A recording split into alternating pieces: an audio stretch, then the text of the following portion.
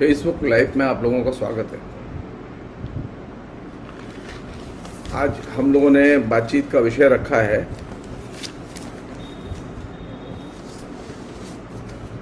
Social media में number में रूपांतरित होता व्यक्ति।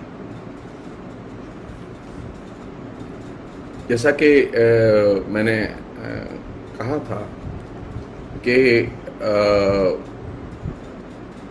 जेरोन लेनियर को लेकर एक लंबी बातचीत, क्योंकि जेरोन लेनियर बहुत बड़े विद्वान हैं और बहुत ही शानदार काम किया है उन्होंने। हिंदी के लोग अमूमन उनके बारे में नहीं जानते। शुरू में मैंने उन पर कुछ लिखा भी था, मेरी किताबों में है। तो ये जेरोन लेनियर और सोशल मीडिया को लेकर खासतौर पर जो नए विचार हैं उनको केंद्र में रख के ये पूरी की पूरी श्रृंखला मैंने तैयार की। इस श्रृंखला का ये चौथा एपिसोड है।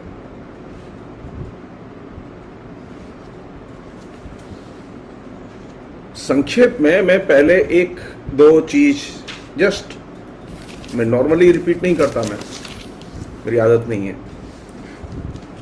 मैं एक बात याद दिलाना चाहता हूं कि जो पिछली बार मैंने बातचीत की थी, उस पिछली बार की बातचीत में मैंने बूमर मशीन का जिक्र किया था कि कंप्यूटर के सिस्टम में जहां से कंप्यूटर संचालित होता है, जहां से सोशल मीडिया संचालित होता है, जहां से पूरा का पूरा वैभव साइबर कम्युनिकेशन का संचालित होता है, उसमें एक आंकड़ा मशीन है जिसे बूमर मशीन कहते हैं। और ये कंप्यूटर के क्लाउड में रहती है। वह निरंतर आंकड़ों का मूल्यांकन, पुनर्मूल्यांकन और उसके हिसाब से वह किसको क्या पढ़ने के लिए भेजा जाना चाहिए, किसको कौन से मैसेज भेजे जाने चाहिए, किसको कौन सा फीडबैक भेजा जाना चाहिए, इन सब का वो एक तरह से वर्गीकरण करती है और संप्रेषण करती है।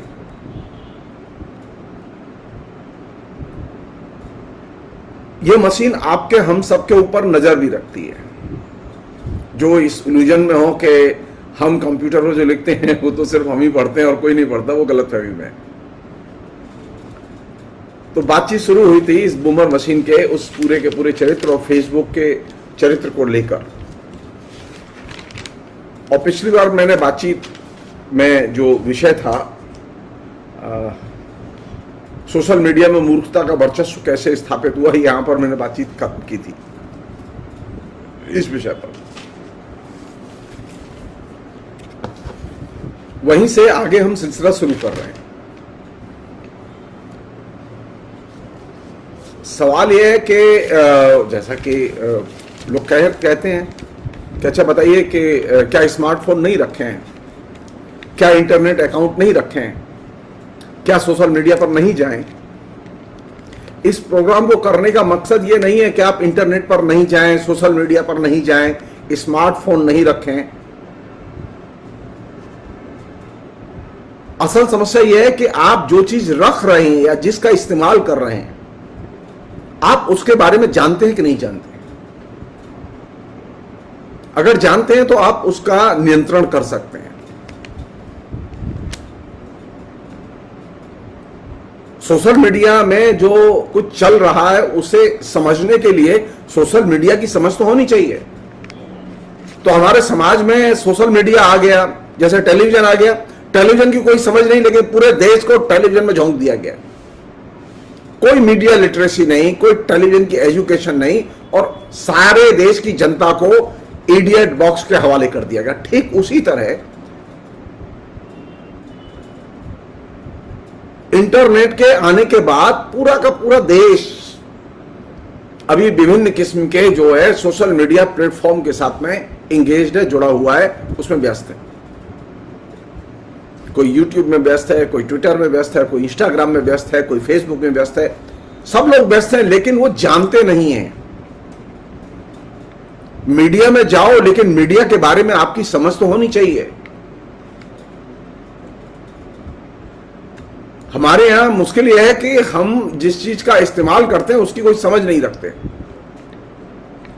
तो जो मीडिया पढ़ाते हैं, जो मीडिया साइबर टेक्नोलॉजी के बारे में पढ़ाते हैं, उनकी ये जिम्मेदारी बनती है कि वे जनता को इस टेक्नोलॉजी के बारे में, मीडिया जो पढ़ाते हैं वे लोग मीडिया के बारे में जनता को शिक्षित करें, मीडिया या माध्यम साक्षरता पैदा करें, साइबर साक्षरता पैदा करें, वे कंप्यूटर साक्षरता पैदा करें। मैं पर्सनली मैं लिखता रहा हूं, लेकिन वो किताबों में लिखता रहा हूं, लेकिन मुझे देख के थोड़ा सा आश्चर्य हुआ और मैं ये अपनी फीलिंग मैं आप सबसे शेयर करना चाहता हूं कि हमारे पास में जितने भी लोग हैं जो टाइकून हैं, मीडिया के टाइकून हैं, बड़े बड़े पत्रकार हैं, बड़े बड़े शिक्षक हैं, वो जनता को माध्यम साक्षर बनाने के लिए, साइबर साक्षर बनाने के लिए क्यों नहीं आते? उनको मुझसे ज्यादा पगार मिलती है, उनके पास में मुझसे अधिक वैभव है, उनके पास में मुझसे अधिक ज्ञान भी है, लेकिन वे असल में द्रोणाचार्य हैं। ज्ञान सिर्फ उसी को देंगे जो कि अर्जुन बनने को तैयार होगा। लेकिन ये तो मीडिया ने तो सारे देश को एकलव्य बनाया हुआ है। कोई द्रोणाचार भारत की जनता को सिखाने के लिए तैयार नहीं है। तो ये बहुत बड़ी चुनौती है हम सब लोगों के सामने, माध्यम साक्षरता और साइबर साक्षरता की, क्योंकि एक बहुत बड़ा रेला इस बीच में हमारे बीच में चल रहा है। पूरी सरकार मीडिया से चल रही है, पूरी सरकार साइबर टेक्नोलॉजी से चल रही है, लेकिन कोई लिटरेसी नहीं, कोई साइबर टेक्नोलॉजी से जुड़े हुए प्रश्नों पर बहस नहीं, विवाद नहीं, संवाद नहीं, कोई जिज्ञासा नहीं। इस बात को मद्देनजर रखते हुए मैंने ये श्रृंखला एक तरह से शुरू की है। ये श्रृंखला चलेगी अभी, क्योंकि समस्याएं ज्यादा गहरी हैं। तो मेरा कहने का मतलब यह है कि समस्या इंटरनेट नहीं है, समस्या फेसबुक अकाउंट भी नहीं है। समस्या यह है, क्या फेसबुक पर लिखते समय हम फेसबुक के बारे में जानते हैं?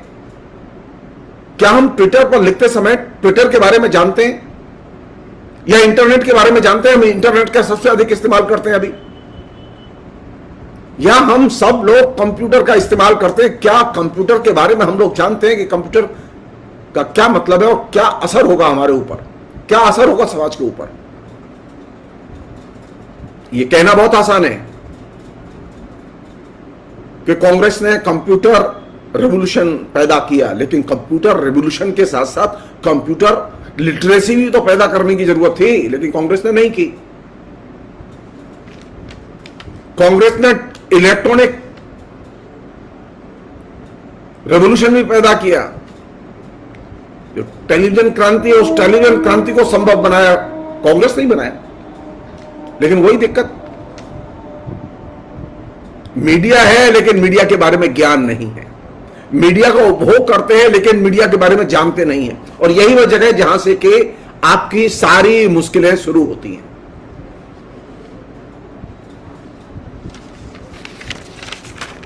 तो मैंने जो बात रखी थी वहां से आगे हम बढ़ते हैं। ये एक तरह से जो बात मैंने अभी रखी, ये एक तरह से सेल्फ क्रिटिसिज्म है, ये हमारी सबकी आलोचना है, हमारी मेरी निजी भी आलोचना है। वो ये कि सोशल मीडिया पर जो लोग रहते हैं, जैसा कि मैंने पिछली बार कहा था कि सोशल मीडिया में एक बहुत ही विलक्षण खूबी है कि, और यह विलक्षण खूबी सिर्फ सोशल मीडिया की नहीं है। आप याद कीजिए, टेलीविजन को क्या नाम दिया हम लोगों ने? सारी दुनिया में टेलीविजन किस नाम से पहचाना जाता है? इडियट बॉक्स के नाम से। टेलीविजन का सबसे बड़ा कंट्रीब्यूशन यह है कि उसने सारी दुनिया में मूर्खों के समाज के निर्माण में महत्वपूर्ण भूमिका अदा की, इसीलिए उसे इडियट बॉक्स कहा गया। कहीं मौका लगेगा तो टेलीविजन पर डिटेल्स में बात करूंगा मैं। अब ये जब इंटरनेट रेवोल्यूशन आया और इंटरनेट रेवोल्यूशन के साथ साथ सोशल मीडिया रेवोल्यूशन आया हमारे बीच में, तो सोशल मीडिया रेवोल्यूशन ने एक बड़ा काम किया है कि हम सब लोग अब एक दूसरे से संवाद करते हैं, लिखते हैं, बोलते हैं, ऑनलाइन रहते हैं।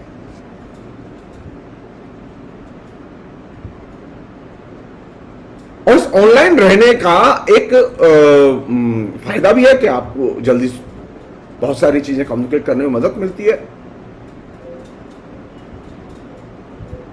लेकिन ऑनलाइन मीडिया में रहते समय अधिकतर लोग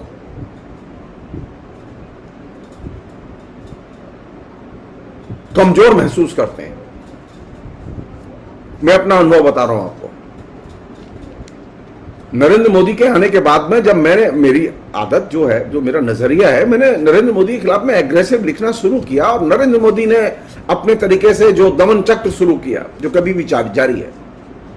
मेरे अनेक दोस्तों ने डर के मुझे फोन किया, कहा, सलाह दी कि तुम इस तरह से इंटरनेट पर मत लिखो, नरेंद्र मोदी के खिलाफ मत लिखो, बहुत नुकसानदेह है, बहुत हानि पहुंचा सकता है। लेकिन मैं तो ऐसा कुछ लिखता नहीं हूं जो कि संविधान विरोधी हो, कानून के खिलाफ हो। मैं क्यों डरूंगा? तो मैंने ये महसूस किया कि जो सबसे समर्थ लोग हैं, समझदार लोग हैं, वे समर्थ और समझदार लोग सोशल मीडिया पर जाते तो हैं, लेकिन वे अंदर ही अंदर डरते हैं। वे जाते तो हैं लेकिन असुरक्षित महसूस करते हैं अधिकतर लोग। और ये जो असुरक्षा है और ये जो डर है, यही उनको बेवकूफ बनाने में, मूर्ख बनाने में बहुत बड़ी भूमिका अदा करता है। कोई भी आदमी मूर्ख बन सकता है, हम भी मूर्ख बनते रहे हैं, अभी भी बन सकते हैं कभी भी। तो मूर्ख बनना कोई अपराध नहीं है, लेकिन मूर्खता का महिमा मंडन करना और मूर्खता के दबाव में आना और मूर्खता का प्रचार करना निश्चित तौर पर एक असुविधा खड़ी करता है। कभी कभी वो अपराध में भी कन्वर्ट हो सकती है चीज। तो सोशल मीडिया ने जो मूर्खता का एक तरह से परिवेश, माहौल निर्मित किया है, वो बहुत महत्वपूर्ण है। उस पर सवाल खड़े किए जाने चाहिए, उस पर बात की जानी चाहिए।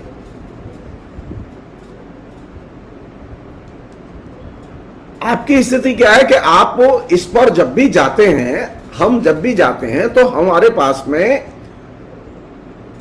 एक एडिक्ट की तरह हमारी एटीट्यूड होता है। हमारे जो मन में होता है उसे हम छिपाते हैं, मन में जो होता है उसे हम नहीं लिखते।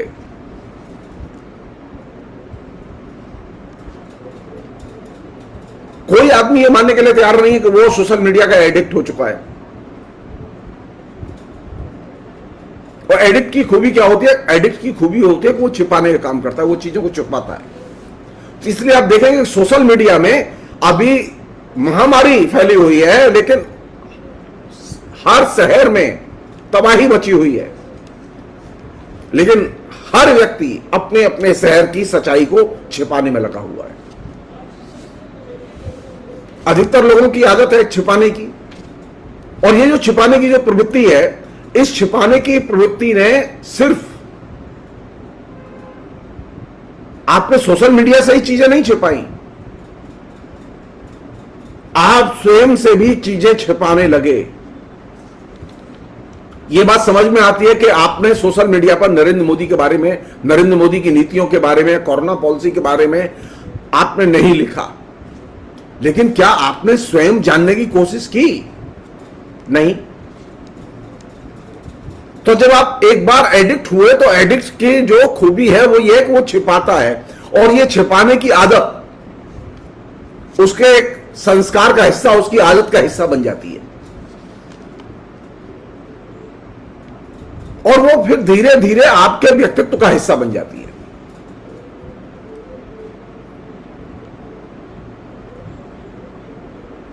मेरी निजी तौर पर यह आदत नहीं है कि मैं छिपाऊं।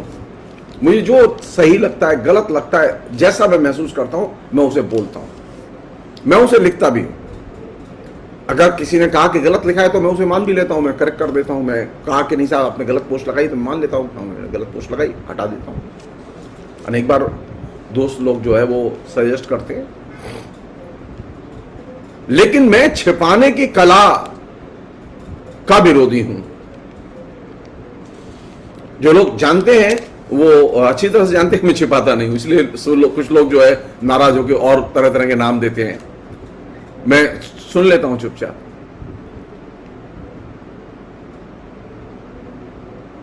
तो सोशल मीडिया के आने के बाद मध्य वर्ग के लोगों में छिपाने की कला का और तेजी से विस्तार और विकास हुआ, और उसका रिफ्लेक्शन आप सीधे सोशल मीडिया में देख सकते हैं।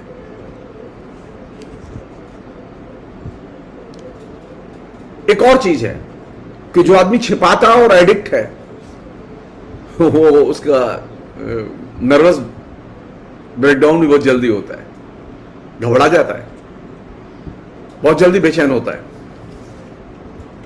और बहुत जल्दी मजबूर भी होता है। वो क्यों? क्योंकि वह परिस्थितियों के दबाव में होता है।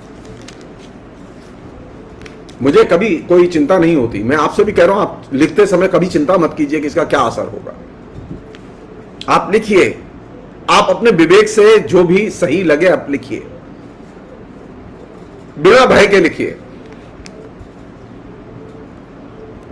और जो परिस्थितियों के दबाव में लेखन होगा, और परिस्थितियों का दबाव चूंकि इस एडिक्ट के ऊपर होता है, तो वह हमेशा वंचित होता है, उसके पास कुछ नहीं होता।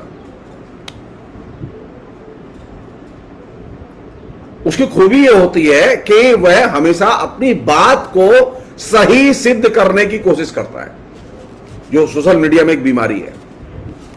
यह एडिक्ट की बीमारी है। एडिक्ट अपनी बात को कभी गलत नहीं मानता। तो आप सोशल मीडिया में जाएं तो एक मनुष्य की तरह जाएं कि अगर आपने गलत कहा है तो स्वीकार कर लें। मेरे अनेक दोस्त हैं जो कि आए दिन टिप्पणी करते हैं, और रोज कुछ ना कुछ गलती होती है, वो रोज कुछ ना कुछ बोलते हैं। अभी 2 दिन पहले की पोस्ट थी,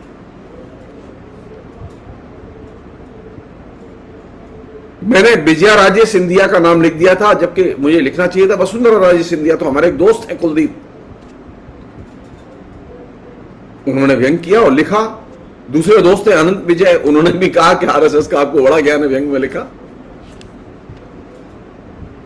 तो मुझे लगा कि नहीं, गलती हुई है, ये वो चूक हुई है, उसे ठीक करना चाहिए। तो सोशल मीडिया पर जाते समय अगर आप एडिक्ट नहीं है और आप मनुष्य की तरह एक्ट करते हैं, मनुष्य की तरह भूमिका अदा करते हैं, तो आप परिस्थितियों के दबाव में नहीं होंगे। आप हमेशा अपनी बात को सिद्ध करने के लिए, मेरी पोस्ट पर आप देखेंगे अनेक लोग ऐसे होते हैं जो पक्ष विपक्ष में बोलते रहते हैं, मेरी भी आलोचना करते रहते हैं, मेरे लेखे की खूब आलोचना करते रहते हैं। यह नेचुरल है। मेरा काम यह नहीं कि मैं सब समय अपनी पोस्ट को डिफेंड करूं।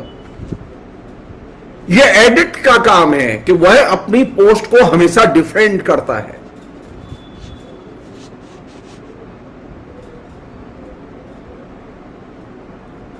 वह कभी भी अपनी बात को जो है गलत नहीं मानता। एक और चीज है जो कि बहुत ही खतरनाक चीज है, जो कि एडिक्ट की चीज है, वो ये कि सोशल मीडिया पर जो एक्टिव व्यक्ति है वह हमेशा ऐसी चीजों में उलझा होता है जो दूसरों को नजर नहीं आती। आप पोस्ट उठाइए, आप पोस्ट उठाइए, अचानक मालूम पड़ा कि एक व्यक्ति है, उन्होंने अपना भोजन का मेनू लगाया, वो क्या क्या खाते हैं।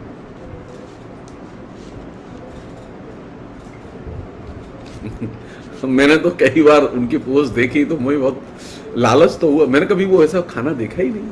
अब मेरी जब ये आदत है, मेरी स्थिति है, तो मेरे जैसी बहुत सारे लोगों की स्थिति होगी। अनेक लोग ऐसे हैं जो कि सोशल मीडिया पर लिखते समय उन विषयों पर लिखते हैं जिनको अन्य नहीं जानते।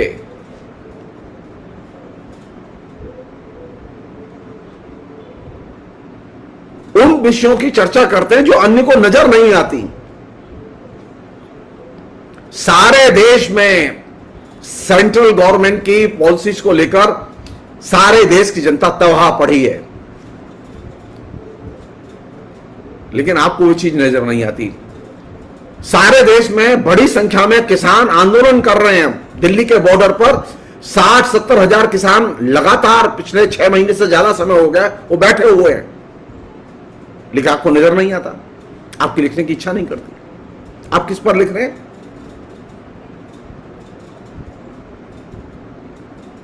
तो जो चीज अन्य को नजर नहीं आती आप उस पर लिख रहे हैं। इसलिए आप जो लिखते हैं उसका कोई नोटिस भी नहीं लेता और उसका कोई असर भी नहीं होता, क्योंकि वो अन्य को नजर नहीं आती। चाहे उस पर कितने भी लाइक आए, मैं लाइक वाइक के बात में और इसके फॉलोअर्स के बारे में बात करूंगा। मैं एक अन्य चीज कि ये जो सोशल मीडिया पर जो राइटर है जो लिखता रहता है, इस सोशल मीडिया के लेखक की खूबी यह है, ये यूजर है, इसकी खूबी यह है कि ये हमेशा गुस्से में भरा होता है। बहुत कम लोग हैं जो बहुत ही पेशेंस के साथ में काम लेते हैं,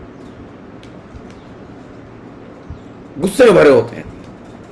अब आप सोचिए, जस्ट सोचिए, थोड़ा सा एक एग्जांपल दे रहा हूं मैं आपको। जब पिछले सुप्रीम कोर्ट के जो 2 मुख्य न्यायाधीश तमाम किस्म की चाटुकारिता कर रहे थे और गलत निर्णय ले रहे थे, तो सारे लोग एक ही निष्कर्ष निकाल रहे थे कि अदालत तो गई।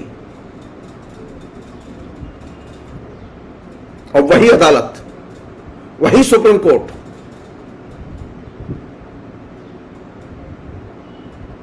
उसके जजमेंट लगातार सरकार के खिलाफ आ रहे हैं। मैं तब भी लिख रहा था कि इस तरह से नहीं देखा जाना चाहिए।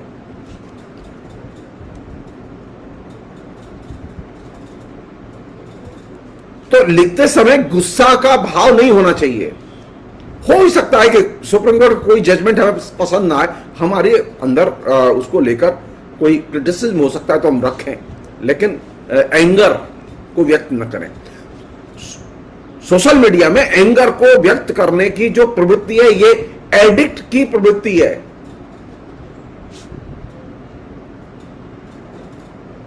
उसी तरह सोशल मीडिया में जो एग्जिजरेशन में रहते हैं, अतरंजना में रहते हैं, अतरंजना में लिखते हैं, निरर्थक बातों पर ज्यादा जोर देते हैं,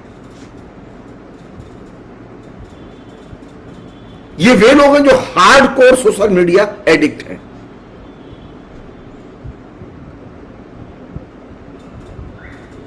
गाली गलौज की भाषा में लिखना, असभ्यता की भाषा में लिखना या बोलना, या ज्वारियों की भाषा में बोलना और लिखना।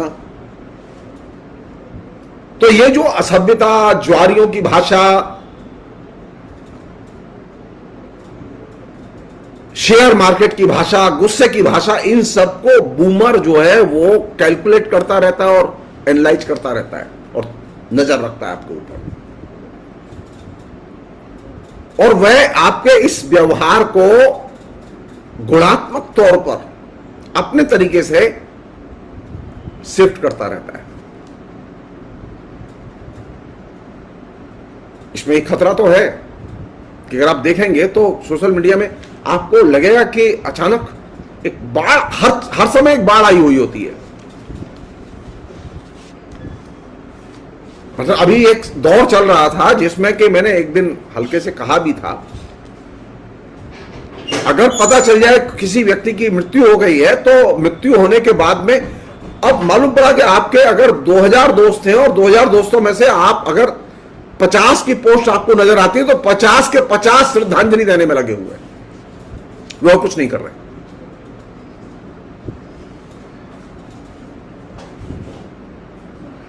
और इसके चलते आपको यह लगेगा कि अब चारों तरफ अंधेरा ही अंधेरा है, अब लोग मर ही मर रहे हैं, कहीं कोई रोशनी नहीं है। तो इस भेड़ चाल से बचना चाहिए। ये एडिक्ट की भेड़ चाल है।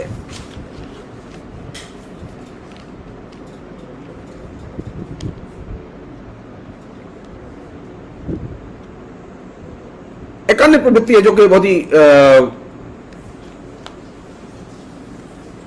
दिलचस्प है। सोशल मीडिया में अगर आपने कुछ लिखा है और मान लो वो किसी को पसंद नहीं आए तो वो तत्काल हमलावर हो जाता है, वो बदला लेने की कोशिश करता है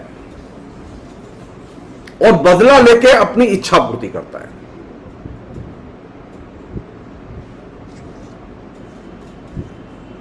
मसलन अगर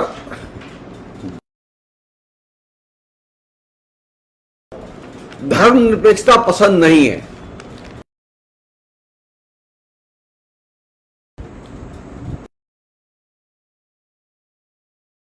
उसकी किसी नीति की आलोचना लिखो।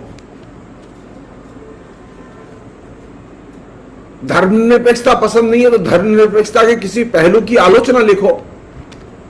लेकिन वो आलोचना थोड़ा ही लिखते हैं, वो तुरंत एडिक्ट की तरह बदला लेने के लिए और असभ्य भाषा का इस्तेमाल करने के लिए मैदान में आ जाते हैं।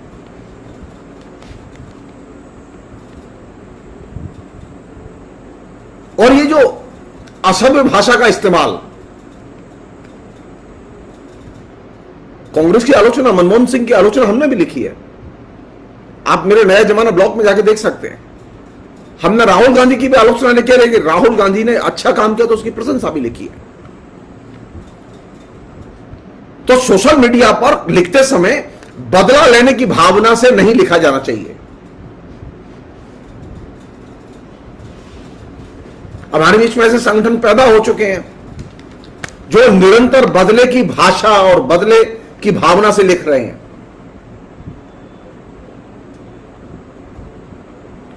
अब 500 साल पहले, 700 साल पहले मुसलमानों ने जुल्म किए थे, मुस्लिम शासकों ने जुल्म किए थे। इसलिए अब जरूरी है कि अब जो मुसलमान भारत में रह रहे हैं इनके खिलाफ में बदले की भावना से लिखा जाना चाहिए, घृणा फैलाई जानी चाहिए। ये किसकी भाषा है? ये एडिक्ट की भाषा है। बदले की भावना से लिखना, बदले की भाषा में लिखना, मुसलमानों के खिलाफ, धर्मनिरपेक्ष लोगों के खिलाफ, वैज्ञानिकों के खिलाफ, वामपंथियों के खिलाफ, ममता के खिलाफ, ये बदले की भावना का लेखन बड़ी संख्या में अवेलेबल। ममता के खिलाफ हमने लिखा है, लेकिन इस बार मैंने ममता के पक्ष में लिखा। यह कैसे संभव है कि आप हमेशा बदले की भावना से लिखें?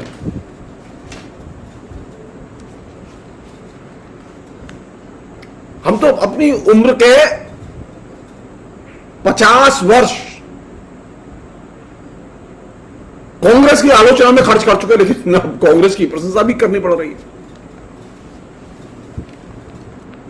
तो एडिक्ट की तरह अगर आप लिखेंगे तो आपके दिमाग में ये होगा कि बदले की भावना से लिखें, बदले की भाषा में लिखें, और इससे आपकी और तो कुछ नहीं होता, लेकिन आपकी इच्छा पूर्ति होती है, आपको सेटिस्फेक्शन मिलता है।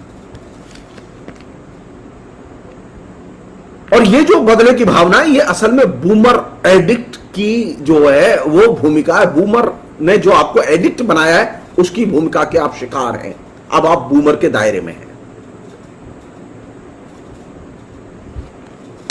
क्योंकि बूमर आपको सिखाता है कि आप लगातार आक्रमण करते रहें।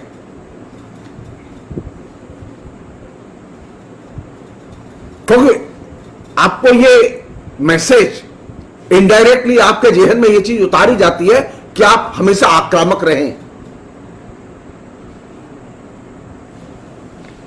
और बार बार जो लोग आक्रमण करते हैं, जो आक्रामक भाषा बोलते हैं, जो बदले की भाषा बोलते हैं, वो अपने को बार बार पीड़ित के रूप में प्रस्तुत करते हैं। हम आज मुसलमानों के खिलाफ क्यों बोल रहे हैं? क्योंकि हम पीड़ित रहे, मुसलमानों ने बड़े जुल्म किए हम पर।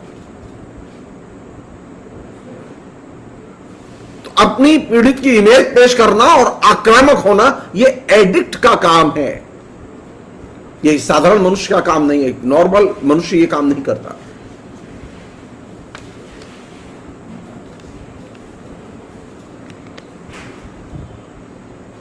और ये एडिक्ट का काम सिर्फ वही लोग नहीं करते जो कि जिनके थोड़े से फॉलोअर हैं, 10, 20, 25, 50, 100, 200, बल्कि वे लोग भी करते हैं जिनके करोड़ों लाखों फॉलोअर हैं।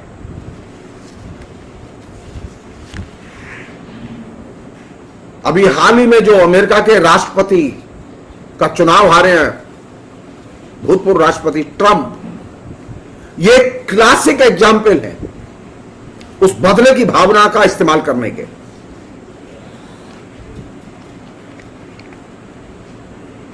बदले की भावना का जब आप इस्तेमाल करेंगे ट्विटर पर, फेसबुक पर, किसके खिलाफ कर रहे हैं?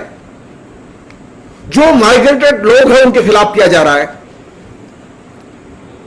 ट्रंप ने सत्ता संभालते ही सबसे पहले हमले शुरू किए किनके ऊपर? जो माइग्रेटेड लोग थे। हमारे यहां भी ट्रंप के अनुयायी हैं। उन्होंने नए नागरिकता कानून के तहत उन पर हमले शुरू किए जो लोग भारत में बाहर से आके बसे हैं या जिन्होंने शरण ली है।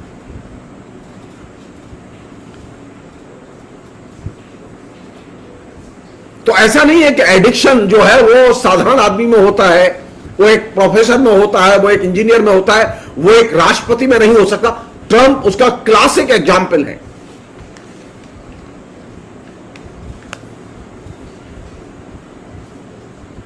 जेरोम लेनियर ने लिखा कि उनकी पिछले कई दशक में ट्रंप से कई बार मुलाकात हुई। आप इंटरनेट पर जाइए, जेरोम लेनियर टाइप कीजिए, आपको ढेर सारी उनके जीवन के बारे में चीजें पढ़ने को मिलेंगी। उसमें सबसे जो महत्वपूर्ण चीज है वो ये है कि जेरोम लेनियर कभी कहीं पढ़ने नहीं गए। स्वाध्याय से ही उन्होंने शिक्षा अर्जित की। ऑफिशियल कोई एजुकेशन उनकी नहीं है, लेकिन दुनिया की जो सबसे बेहतरीन यूनिवर्सिटीज हैं, उन बेहतरीन यूनिवर्सिटीज के वे प्रशासनिक निकायों के अंग हैं। जो वर्चुअल रियलिटी जिसमें कि हम लोग भ्रमण करते हैं, उस वर्चुअल रियलिटी को बनाने में जेरोम लेनियर की बहुत बड़ी भूमिका रही है। वो एक तरह से संत किस्म का व्यक्ति है। वो क्या नहीं जानता। तो वो कहता है कि मैं ट्रंप से कई बार मिल चुका हूं और कई बार मिलने के बाद में मेरी बार बार ये धारणा बनी है कि ये आदमी ठीक नहीं है, और ये भी लिखा कि मैं उसे पसंद नहीं करता। वह एक तरह से न्यूयॉर्क के एक्टर की तरह व्यवहार करता है और वह मैनिपुलेटर है।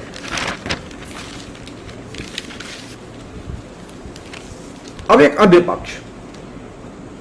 पक्ष यह कि सोशल मीडिया में जिस तरह से फेसबुक है उसी तरह से ट्विटर भी है। तो ट्विटर में जो लोग लिखते हैं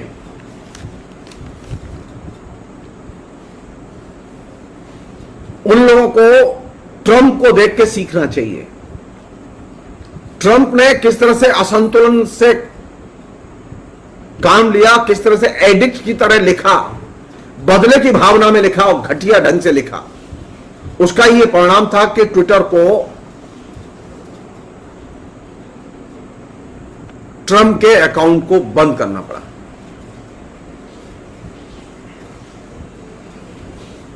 क्योंकि ट्विटर पर लिखते समय लोग, और खासतौर पर ट्रंप को जब देखा गया, ट्रंप जैसा व्यक्ति जो कि दुनिया का सबसे ताकतवर व्यक्ति है, वो एक ताकतवर व्यक्ति की तरह व्यवहार नहीं करता, बल्कि वो एक टुच्चे लफंगे की तरह वो आचरण करता है। तो ट्विटर पर लिखते समय अति संवेदनशीलता से बचा जाना चाहिए। ऐसी चीज लिखने से बचा जाना चाहिए जिससे कि आप जल्दी न तो अपमानित करें और न जल्दी अपमानित महसूस करें। किसी ने लिख दिया तो आप बहुत जल्दी अपमानित हो गए, इसे बचा जाना चाहिए।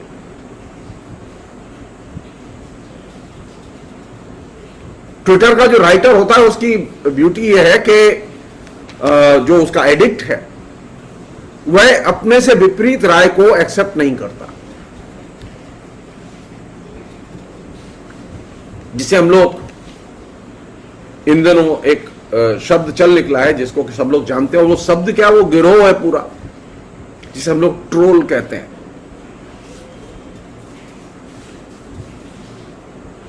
ये ट्रोल वे लोग हैं जो कि इंटरनेट पर नियोजित ढंग से हमला करते हैं।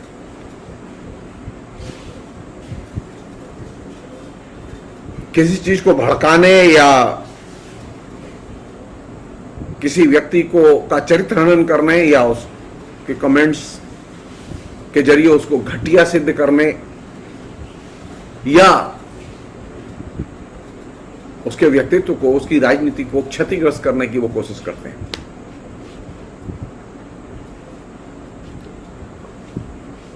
ट्रोल असल में साइबर लंपट है।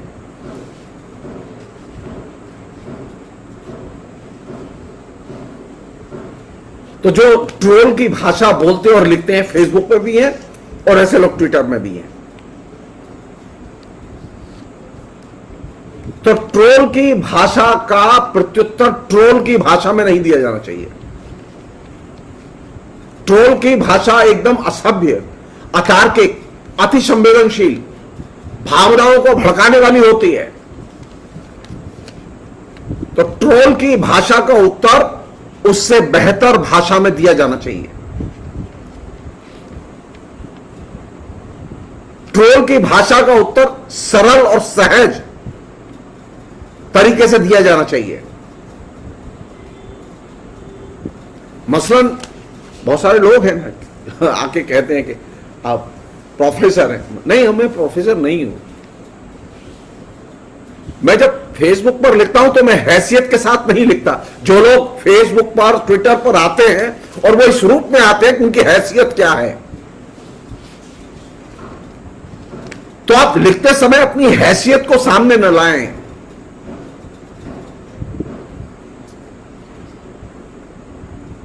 आप क्या हैं इसका कभी जिक्र न करें, अवॉइड करें इसे।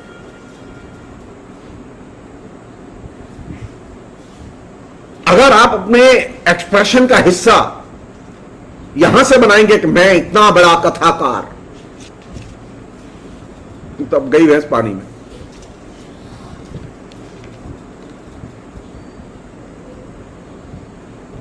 सोशल मीडिया की ब्यूटी है, जनरल लेनियर कहते हैं कि जो जितना बड़ा मूर्ख है उसकी ओर उतना ही अधिक लोग ध्यान देते हैं।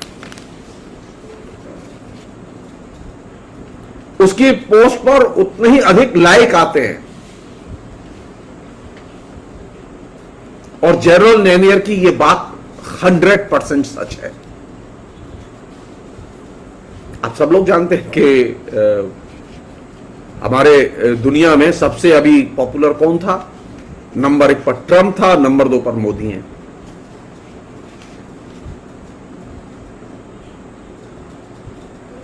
तो जरूरत किस बात की है?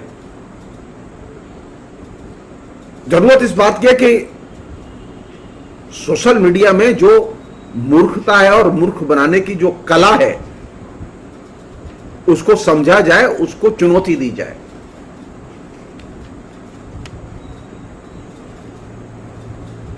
लेकिन इसके लिए यह जरूरी नहीं है कि आप सोशल मीडिया में मूर्ख और विद्वान, मूर्ख या अक्लमंद, इनके क्लासिफिकेशन करें, वर्गीकरण करें। अगर आप ऐसे वर्गीकरण करते हैं तो इससे कोई लाभ नहीं होगा, क्योंकि ये जो जनरली जो ट्रोल हैं वे हमेशा अपने को विक्टिम के तौर पर ही पेश करते हैं, या ये भी कह सकते हैं कि हम सबके अंदर एक ट्रोल रहता है, हम सबके अंदर एक लंपट होता है। और यही वो जगह है, वो जो हमारा अवचेतन और चेतन में बैठा हुआ लंपट है, उसी को सोशल मीडिया एक तरह से कंट्रोल करता है और उसे संचालित करने की कोशिश करता है।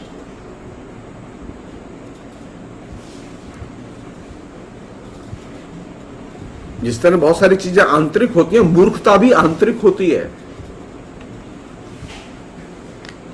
और वह कभी कभी हवा जब चलती है तो वो सतह पर आ जाती है। तो जब आप ट्रोल की भाषा में लिखते हैं, ट्रोल की तरह लिखते हैं, तो ये चीज आपको कहीं नहीं ले जाती।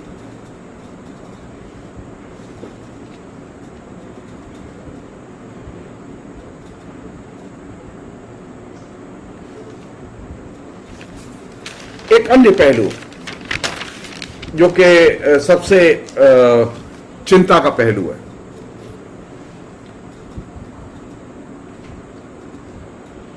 जनरल लेनियर कहते हैं कि अभी जो पूरे के पूरे सोशल मीडिया का हाल है वो ये कि सोशल मीडिया ने एक तरह से, मतलब अभी आप देखेंगे तो कविता की बाढ़ आई हुई है, कहानियों की बाढ़ आई हुई है।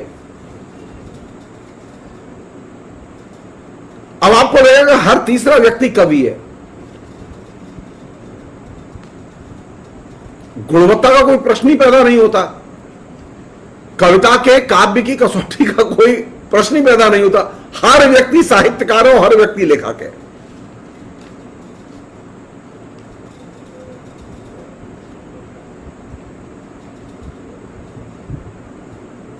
इसने साहित्यकार और गैर साहित्यकार, मूर्ख और अक्लमंद, इनके बीच का फर्क खत्म कर दिया है। कवि और गैर कवि के बीच का फर्क खत्म कर दिया है। शिक्षित और अशिक्षित का फर्क खत्म कर दिया है। और हालत यह है कि हम सब लोग अपनी अपनी हैसियत के सामाजिक प्रदर्शन में लगे हैं। हर एक व्यक्ति वो अपनी सामाजिक हैसियत को बताने में लगा हुआ है। और यही वह जगह जहां से कि मूर्खों का विमर्श जन्म लेता है, क्योंकि आप अपनी सामाजिक हैसियत का जब प्रदर्शन करते हैं तो आप उसके अलावा और कुछ नहीं कर रहे होते हैं।